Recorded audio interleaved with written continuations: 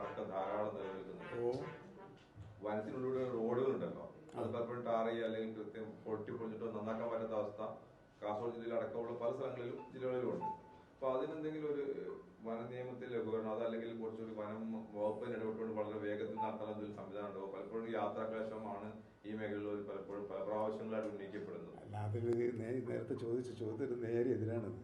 വനത്തിനകത്ത് സുഗമമായ യാത്ര അനുവദിക്കണോ വേണ്ടേ എന്നുള്ളതാണ്.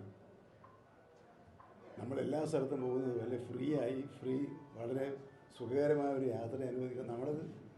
അതാണ് ഒന്നാമത്തെ പ്രശ്നം. അത് പക്ഷേ ഇപ്പോൾ ഈ ചോദ്യത്തിൽ അതില്ലെങ്കിലും അങ്ങനെ ഒരു പ്രശ്നമുണ്ടല്ലോ, അത് നമ്മൾ വിസ്മരിക്കാൻ പാടില്ല.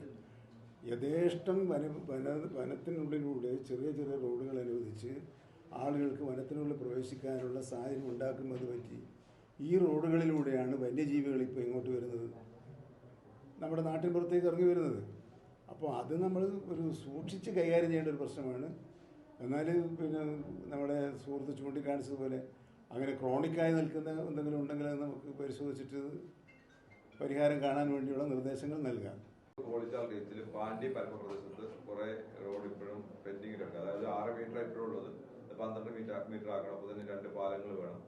അത് ഈ വനഭൂമിയുമായ പ്രശ്നത്തിൽ ഇപ്പോഴും ഇങ്ങനെ സ്റ്റാൻഡ് സ്റ്റില്ലായിട്ട് നിൽക്കുകയാണ്. അതിനെന്തെങ്കിലും ഒരു വേഗത കൂട്ടാനുള്ള എന്തെങ്കിലും ശ്രമങ്ങൾ ഉണ്ടാവും? എന്താണ് അതിന്റെ തുടർ നടപടി, എന്താണ് ഇനി ഉദ്ദേശിക്കുന്നത്? അതിൽ ഈ മലയോര ഹൈവേ ആയാലും ദേശീയപാതയായാലും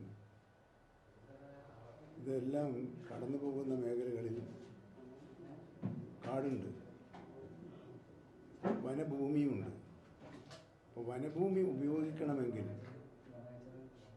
കേന്ദ്ര പരിസ്ഥിതി മന്ത്രാലയത്തിൻ്റെ അനുവാദം വേണം.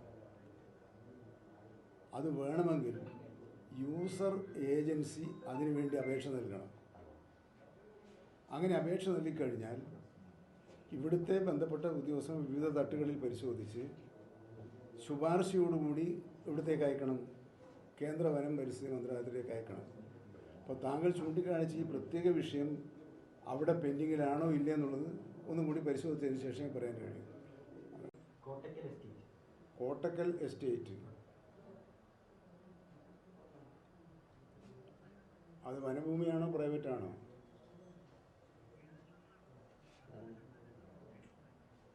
ബേഗൂർ റേഞ്ചിലും നമ്മുടെ പ്ലാന്റേഷൻ തന്നെയാണല്ലേ?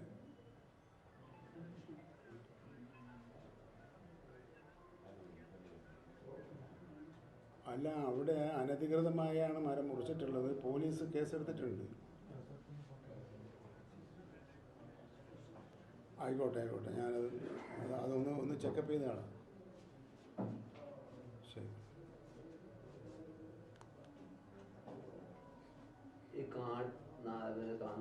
നെഗറ്റീവ് വേണ്ടാൽ അത് മാധ്യമങ്ങളിലൂടെ ജനങ്ങളെ അറിയിക്കേണ്ടത് നിങ്ങളുടെ ജോലിയുമായി ബന്ധപ്പെട്ട പ്രതിബദ്ധതയുമായി ബന്ധപ്പെട്ട കാര്യമാണ്. പക്ഷേ ഇപ്പോൾ ചോദിച്ചതുപോലെ ചില കാര്യങ്ങൾ ജനങ്ങളുടെ ഭാഗത്ത് തന്നെ ഉണ്ടാകേണ്ടതുണ്ട്. ആ കാര്യത്തിൽ ആക്ടിവൈസ് ചെയ്യാനും ബോധവൽക്കരിക്കാനുമുള്ള ചെറിയ സമയം, നിങ്ങളൊരു 10 മിനിറ്റ് ഇതിനു വേണ്ടി ചിലവഴിക്കുന്നതിൻ്റെ അകത്ത് ഒരു 2 മിനിറ്റ് കാരണം ഇത് വളരെ പ്രധാനപ്പെട്ടൊരു വിഷയമാണ്. കാരണം ജനങ്ങളുടെ ഭാഗത്തു നിന്നുള്ള സഹകരണം കൊണ്ട് മാത്രമേ, അവരുടെ ബോധവൽക്കരണത്തിലൂടെ മാത്രമേ ഈ ലക്ഷ്യം കൈവരിക്കാൻ ഏത് ഗവൺമെൻറ് ആയാലും സാധിക്കുകയുള്ളൂ. ഗവൺമെൻറ് 2 തരത്തിലാണ് ഇത് കാണുന്നത്. ഒന്ന്, വന്യജീവികളുടെ അക്രമം അത് തടയുന്നതിനുള്ള നടപടികൾ, വനസമ്പത്ത് സംരക്ഷിക്കുന്നതിന് വേണ്ടിയുള്ള നടപടികൾ. ഇത് രണ്ടും പല ഘട്ടങ്ങളിലും പരസ്പരം വൈരുദ്ധ്യം നിൽക്കുന്നത്. ആ വൈരുദ്ധ്യത്തിൻ്റേതായ ന്യൂനതകൾ ചിലപ്പോൾ വനംവകുപ്പിൻ്റെ പ്രവർത്തനങ്ങളിൽ കണ്ടു എന്ന് വരാം. അതൊരു വലിയ കാര്യമായി പർവ്വതീകരിച്ച് ചിത്രീകരിക്കുന്നത്, അതിൻ്റെ സാഹചര്യം എന്താണ് എന്ന് ജനങ്ങളെ ബോധ്യപ്പെടുത്തി സഹകരിപ്പിക്കുന്നൊരു മനോഭാവം മാധ്യമങ്ങൾ ചെയ്തു തന്നാൽ അത് ഈ സമൂഹത്തിന് നന്നായിരുന്നു എന്നൊരു അഭ്യർത്ഥനയുണ്ട്.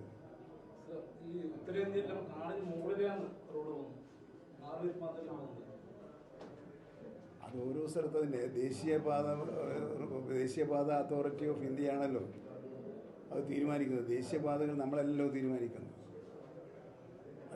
പല സ്ഥലത്തും ഇപ്പം നമ്മളിപ്പം നിർമ്മിക്കുന്ന ദേശീയപാതയിൽ തന്നെ പല സ്ഥലത്ത് ഫ്ലൈ ഓവറുകളില്ലേ. അത് ഓരോ സ്ഥലത്തിന് ഭൂമിശാസ്ത്ര ഘടനയനുസരിച്ചായിരിക്കും. അതിപ്പോൾ എഞ്ചിനീയറിങ്ങുമായിട്ട് ബന്ധപ്പെട്ടതാണ്.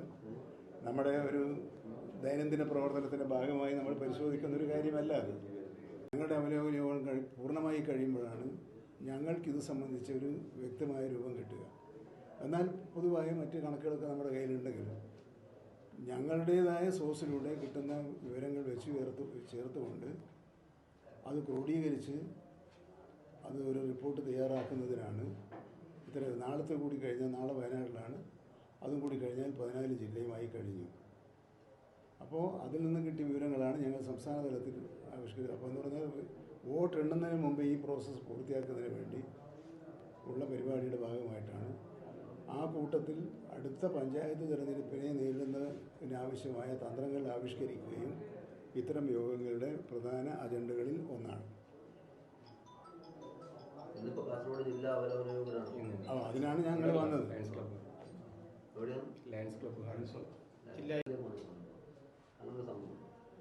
കാട്ടിൽ തന്നെയാണ്, കാട്ടിൽ നിന്ന് തന്നെ തേക്കിന്റെ വിത്ത് ഉൽപ്പാദിപ്പിച്ചിട്ട് അവിടെ തന്നെ നടന്നൊരു സമ്പ്രദായമാണുള്ളത്. അപ്പൊ നാട്ടിൽ നിന്ന് തേക്കിന്റെ വിത്ത് കാട്ടിലേക്ക് കൊണ്ടുപോകണമെന്ന് പറഞ്ഞ് അങ്ങനെ ഒരു ശ്രദ്ധയിൽപ്പെട്ടില്ല.